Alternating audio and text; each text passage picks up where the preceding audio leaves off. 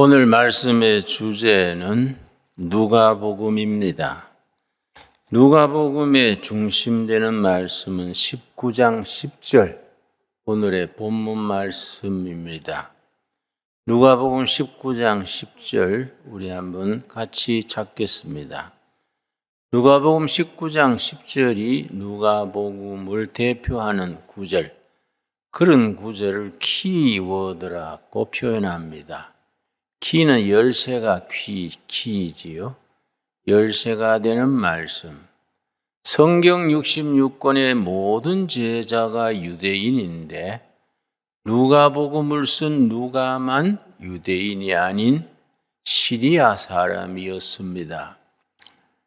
오직 유일한 이방인 누가가 쓴 복음이 누가복음입니다. 누가복음은 세 권의 책을 썼다 합니다.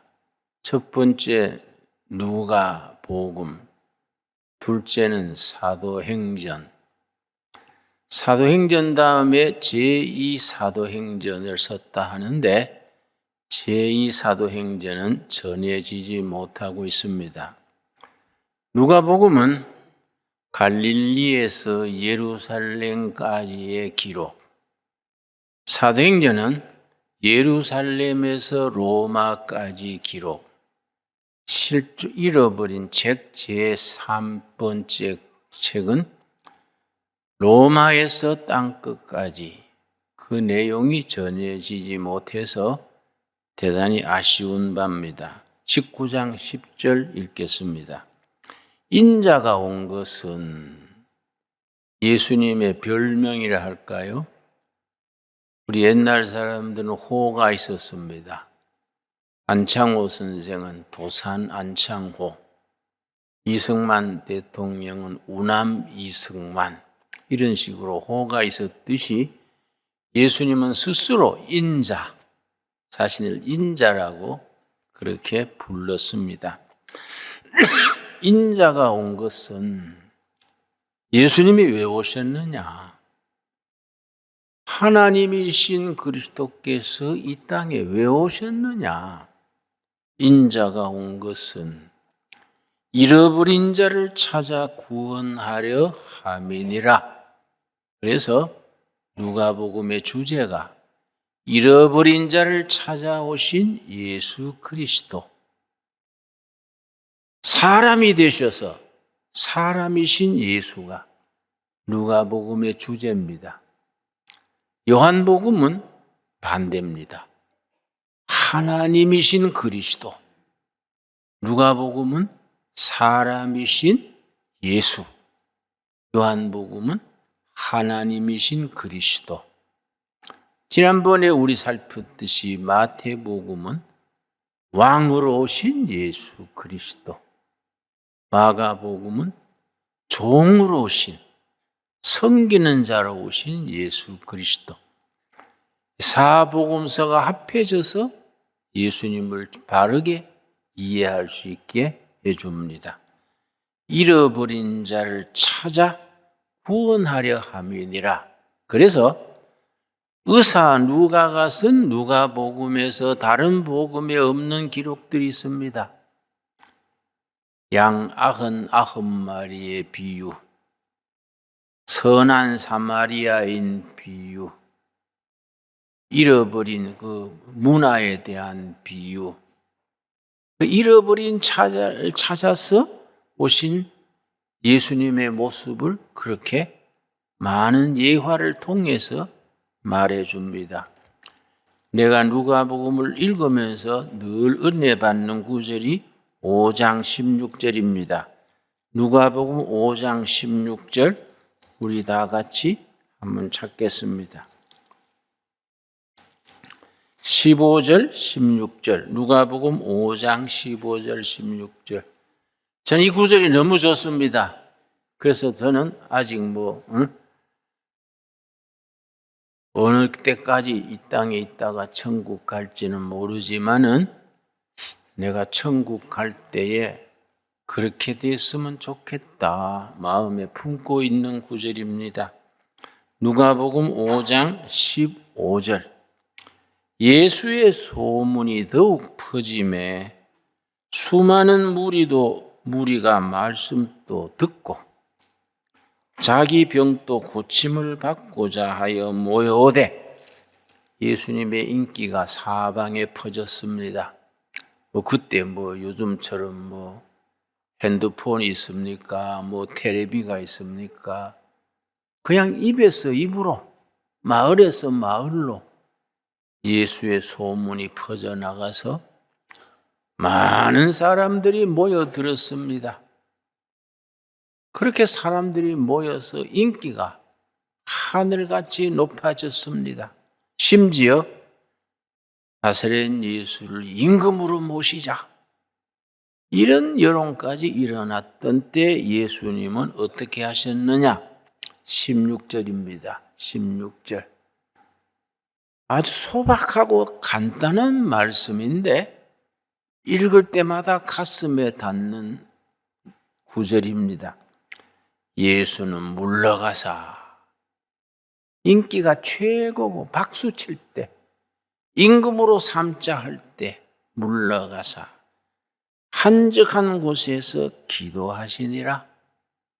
박수치고 모여들고 야 임금으로 모시자 그럴 때에 조용히 물러나셔서 인적이 끊어진 곳 한적한 곳에 가서 기도하셨습니다. 참 좋은 모습 아닙니까? 예수님의 영성의 기준을 말해줍니다. 우리가 안식일을 매주일 보내는데 안식일에 이런 시간을 가지는 날이 될 수 있기 바랍니다. 일주일 동안에 바쁘고 복잡했던 세속 생활에서 물러나서 정성껏 예배 드리고 가정 중심으로 한적하고 깊이 있는 모임에서 기도하고 성령 안에서 교제를 나눌 수 있는 우리 성수 주일이 될 수 있기 바랍니다. 13세기에 토마스 아퀴나스라는 대신학자가 있었습니다. 신학대전 숨마 데오로기아, 그래서 위대한 명절을 남긴 위대한 신학자입니다. 근데 이분이 49세 때에 예배당에서 앞자리에 앉아서 기도하는 중에, 조용히 묵상 기도하는 중에 성령의 임재하심을 체험하게 됐습니다. 그 자리에 성령이 임재하셔가지고 마음에 넘치는 기쁨, 감사, 그걸 몸소 느끼고 나서 너무너무 그 시간이 황홀하고 기뻐서 그 뒤로 1년간 매일 그 시간에 그 자리에 나와서 1시간, 2시간 그냥 주님하고 교제하는 겁니다. 부부간에 이야기 나누듯이 정다운 사람들 만나서 그저 깊은 얘기 나누듯이 그 예배실 앞자리에 앉아서 주님과 1시간, 2시간 그렇게 교제를 나누다가 1년 뒤에 천국으로 옮겨갔습니다. 딱 1년간 매일 그렇게 성전의 앞자리에 나와서 살아계신 하나님과 대화를 나누고 교제하다가 천국으로 옮겨갔는데 그때 나이가 불과 50세였습니다. 참 나는 그런 토마스 아퀴나스 같은 그런 임종이 얼마나 귀합니까? 평생 동안 사연도 많고 상처도 있고 좋은 일 나쁜 일 우리가 엎치락 뒤치락 살아왔지 않습니까? 인생 마지막에 병원에 입원해가지고 주사 맞다 죽지 말고 성전 앞에서 기도하다가 살아계신 하나님의 영과 깊은 교제를 날마다 나누다가 조용히 천국으로 옮겨간다는 것이 얼마나 축복된 삶입니까? 우리 기도해야 됩니다. 우리 인생에 꼭 필요한 거 3가지 기도 제목이 있다 그럽니다. 바르게 사는, 웰 리빙 그럽니다. 바르게 늙어가는 웰 에이징 그럽니다. 마지막으로 아름답게 죽는 웰 다잉 그럽니다. 아주 중요하지요. 하루하루 사는 삶이 몸에 불안정해서 방방 뛰지 말고 웰 리빙, 보람되게 인간답게 살아가는 날마다 삶이 참 소중하지요. 웰 리빙입니다.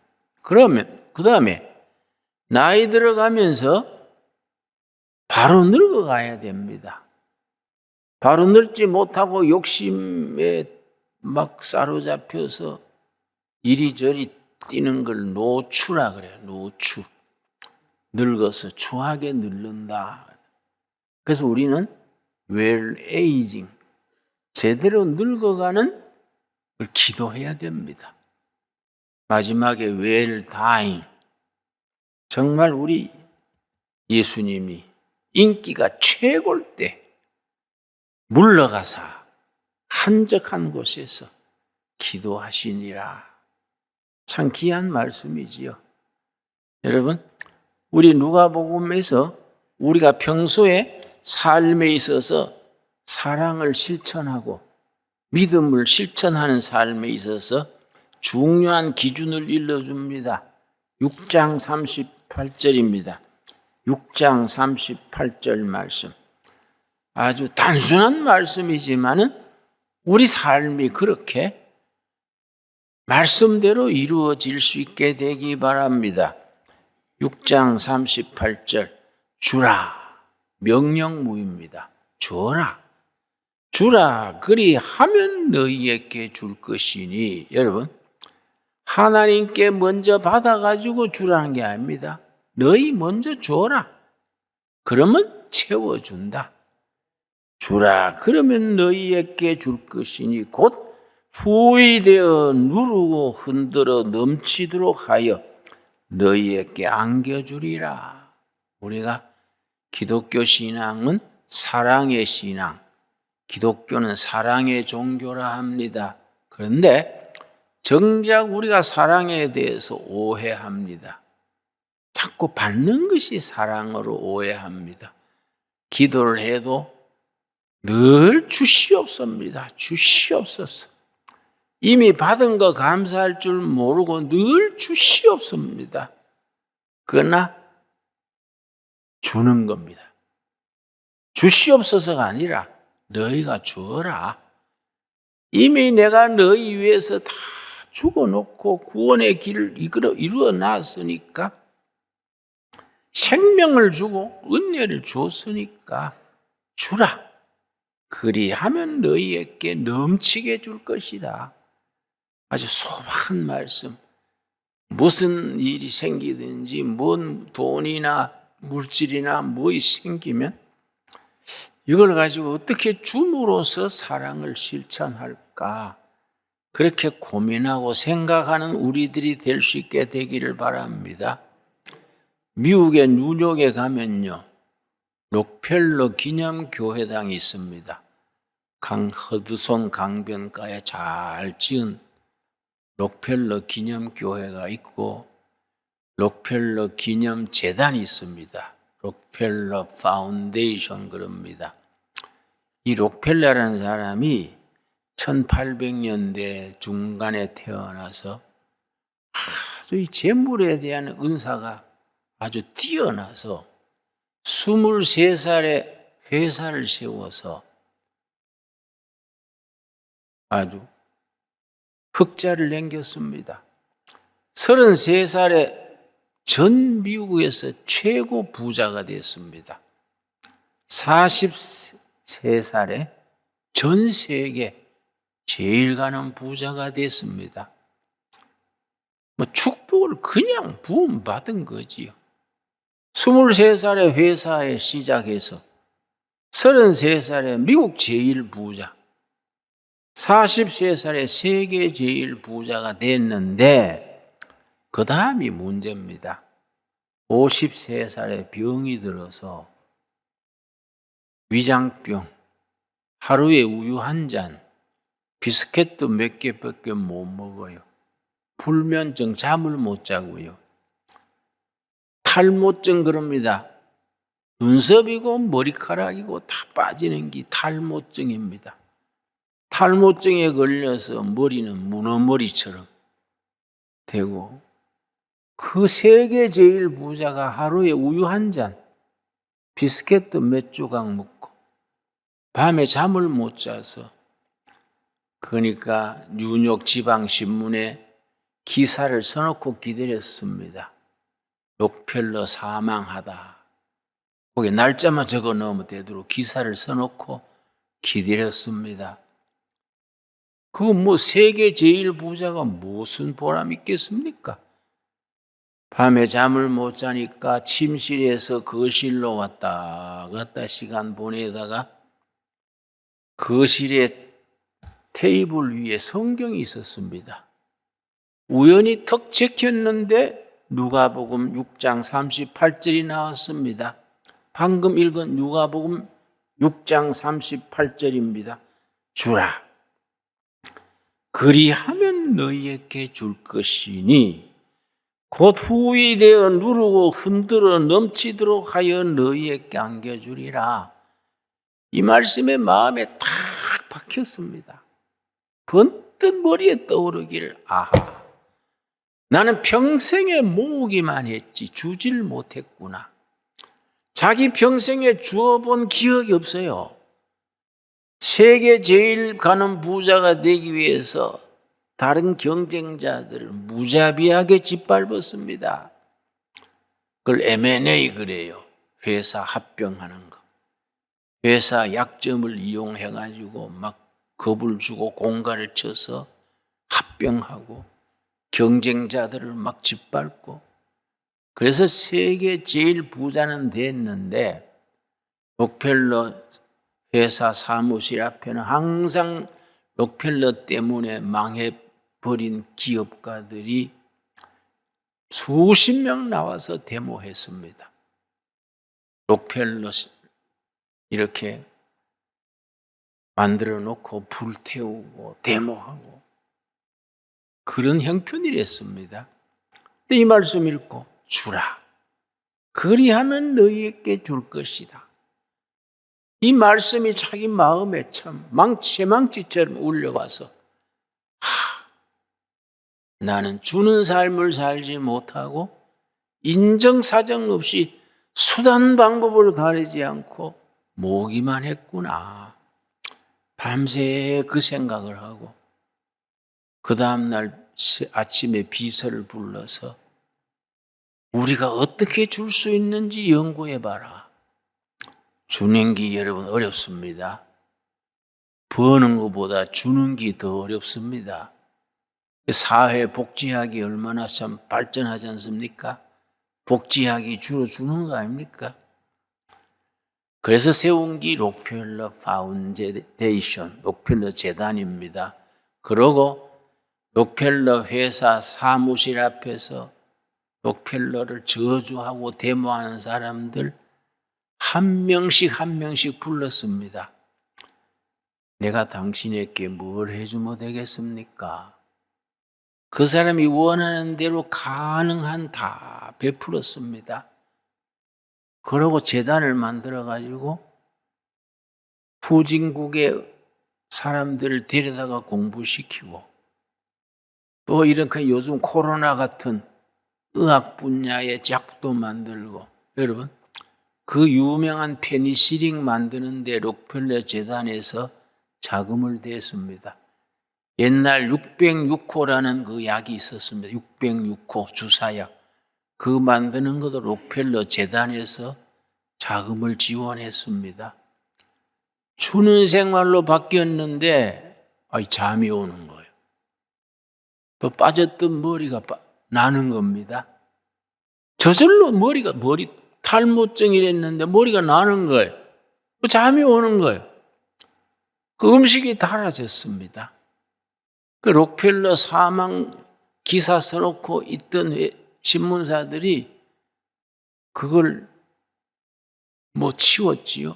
몇 살까지 살았는지 아십니까? 건강 되찾아가지고 열심히 주면서 살다가 98세에 죽었습니다. 53세에 죽어야 될 사람이 하나님의 말씀에 감동을 받고 삶의 방식을 바꾼 뒤에 98세까지 살았습니다. 여러분, 줄 수 있도록 하나님의 도우심을 받게 되기를 바랍니다. 모으는 거, 자꾸 받는 거. 여러분, 신앙은 본질적으로 주는 겁니다. 우린 자꾸 받는데 주시옵소서, 주시옵소서. 기도 시작하면 주시옵소입니다. 그걸 경상도 사투리로 걸베이 삼신 걸렸다 그래요. 걸베이 삼신. 맨날 주시옵소서, 주시옵소서. 그런 신앙의 틀에서 벗어날 수 있게 되기 바랍니다. 줄 수 있는 사람, 그런 신앙으로 나아갈 수 있게 되기 바랍니다. 우리 누가복음 뒷부분에서 아주 귀한 말씀이 있습니다. 17장, 누가복음 17장. 성경 전체를 관통하는 두 가지 중요한 단어가 있습니다. 하나님의 나라와 언약신앙입니다. 성경 전체를 대표하는 두 구절이 하나님의 나라와 언약신앙. 우리 신약은 언약신앙 아닙니까? 그래서 신약, 구약이지요. 옛날 언약이 구약이고 새 언약이 신약 아닙니까? 언약신앙, 그리고 하나님의 나라. 두 가지가 성경 전체를 관통하는 기독교 신앙을 대표하는 구절입니다. 자, 17장 20절 말씀. 예수님이 계속해서 하나님의 나라를 가르치니까 예수님의 첫 설교가 마가복음 1장 15절인데요. 마가복음 1장 15절이 첫 설교입니다. 때가 찼다. 하나님의 나라가 가까이 왔다. 사람이 할 건 뭐이냐? 회개해라. 믿음을 가져라. 예수님의 첫 설교고 예수님의 마지막 설교가 사도행전 1장 3절입니다. 역시 마지막 설교도 하나님의 나라에 대해서 성천하시기 몇 분 전까지 하나님의 나라에 대해서 말씀하셨습니다. 늘 하나님의 나라를 말씀하시니까 바리새인들이 물었습니다. 도대체 하나님의 나라가 언제 오는 겁니까? 누가복음 17장 20절입니다. 바리새인들이 하나님의 나라가 어느 때 임하나이까? 묻건을 예수께서 대답하여 이르시되 하나님의 나라는 볼 수 있게 임하는 것이 아니요. 21절이 아주 깊이 있는 말씀입니다. 이 누가복음 17장 21절 아주 중요합니다. 21절 우리 한번 같이 읽겠습니다.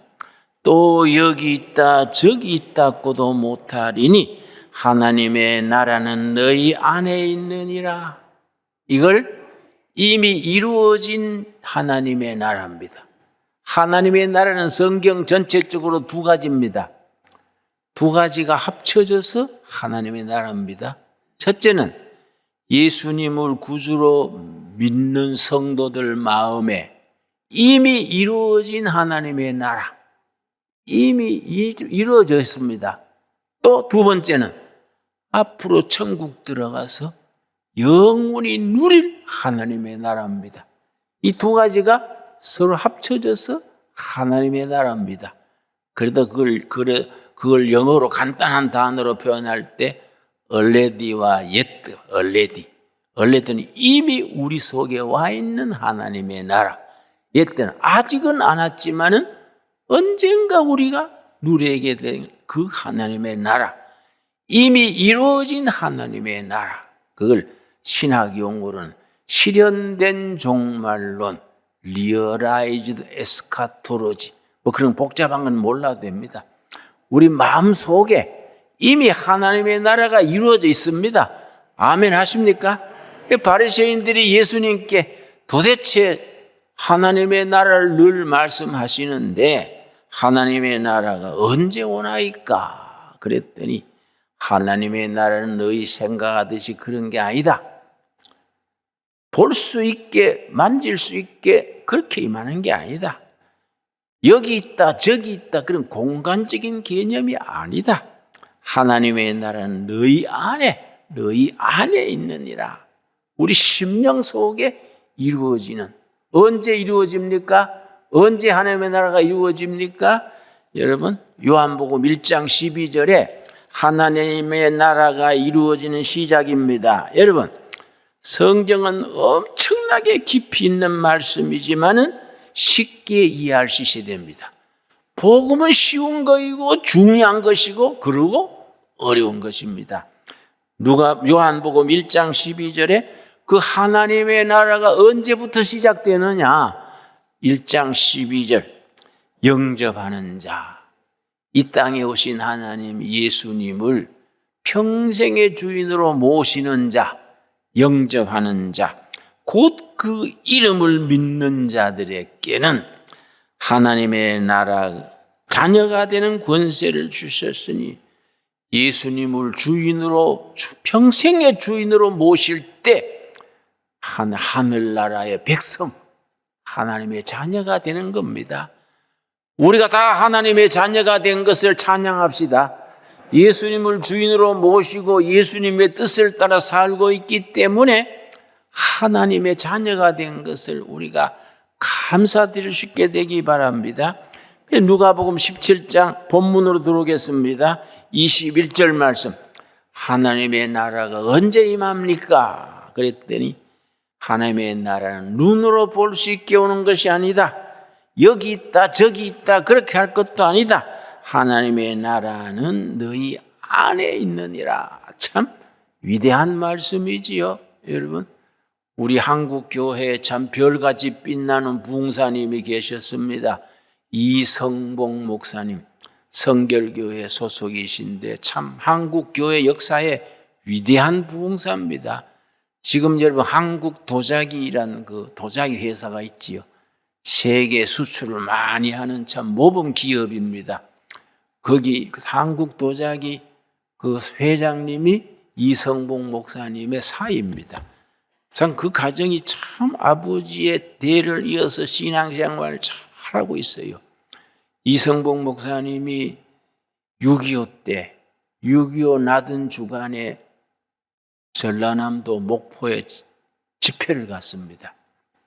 그런데 목포에서 집회하는 도중에 인민군이 내려온 거예요. 6월 25일 6.25가 터진 거죠. 그러니까 길이 막히지 않습니까?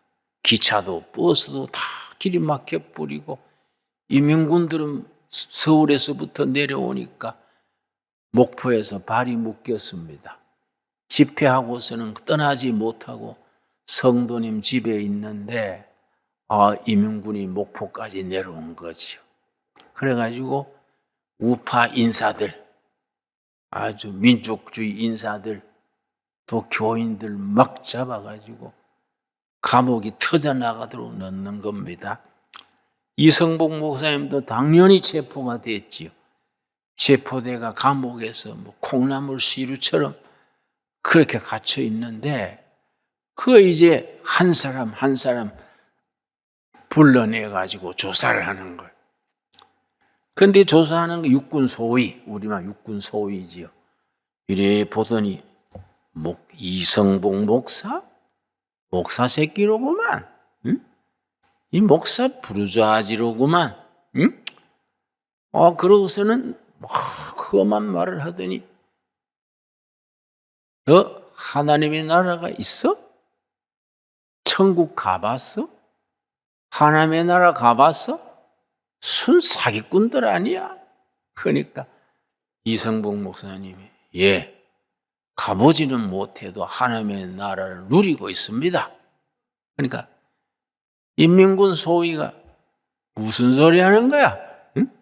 무슨 천국을 누리고 있다는 거야? 내가 천국을 아직 가보지는 못해도 내 속에 천국을 누리고 있습니다. 그러니까 그 소위가 뭐라고 욕을 하면서 다시 쳐넣어. 아주 이제 즉결 처분해버려야 되겠다. 방에 돌아왔는데 밤 12시쯤 불러냈어요. 불러내더니 그 소위가요, 자기 부하들한테 내가 직접 가서 처벌해버린다고 총을 가지고서는 이성복 목사를 끌고서는 그 뒷산 가더니 아무도 없는데 산기슭에 가서 목사님 훌륭하십니다. 저는 장로의 아들입니다. 목사님 총뿌리 앞에서 하나님의 나라를 내가 누리고 있다. 훌륭하십니다. 목사님, 그 신앙으로 많은 백성들에게 전해 주십시오. 내가 총을 빵빵 2방 쏠 테니까 어느 길로 도망가십시오. 목사님, 어느 길로 가야 보초가 없습니다. 도망갈 길 다 일러준 겁니다. 그러고서는 이성복 목사가 떠나는 걸 보고 허공에 대고 총을 2방 빵빵 쏘고 들어갔습니다. 여러분, 참 우리 한국 교회사의 위대한 사건입니다. 여러분, 하나님의 나라가 이미 우리 중에 이루어 있는 것을 감사드릴 수 있게 되기 바랍니다. 그 은혜와 감격과 감동으로 하나님의 나라를 누리면서 사는 겁니다. 우리가 예수님을 주인으로 영접하고 하나님의 뜻을 따라 살아갈 때, 열심히 베풀고 주면서 살아갈 때에 이미 우리는 하나님의 나라를 누리고 있습니다. 얼마나 복된 삶입니까? 그런 삶을 날마다 우리 삶에서 누릴 수 있게 되기 바랍니다. 여러분, 우리가 이성복 목사님이 따로 있는 게 아닙니다. 아무리 손해보는 자리에서도 생명에 목에 칼이 들어도 하나님의 나라를 증거할 수 있는 믿음의 용사들이 될 수 있게 되기를 바랍니다. 그런 신앙 가지기 위해서 집 팔러 가 교회 바치라는 것도 아니고 직장 사표내고 신학 가라는 것도 아닙니다. 지금 있는 가정, 있는 마을, 있는 직장 그 자리에서 이미 이루어진 하나님의 나라를 누리며 살다가 베풀고 나누며 살다가 이미 누리는 하늘나라를 우리 땅의 삶이 끝날 때 천국 가서 영원히 누릴 수 있는 복된 성도들이 되어질 수 있기 바랍니다. 기도하겠습니다. 하나님 감사합니다. 우리가 이미 하나님의 나라를 누리는 것 감사합니다. 예수님을 주인으로 영접하고 예수 그리스도를 우리 주인으로 믿어 고백할 때에 하나님의 자녀가 되고 하늘 백성이 되어서 하나님의 나라를 누린 것 고백합니다. 줄고 베풀 수 있는, 나눌 수 있는 믿음의 사람들이 되게 하여 주시옵시고, 언제 어느 곳에서나 손해보고 욕먹고 불이익을 당해도 당당하게 예수님은 나의 주인이라고, 하나님의 나라가 지금 내 속에 이루어져 있다고 증거할 수 있는 신앙, 위대한 신앙의 사람들이 되게 하여 주시옵소서. 예수님 이름 받들어 기도드려 싸움나이다. 아멘.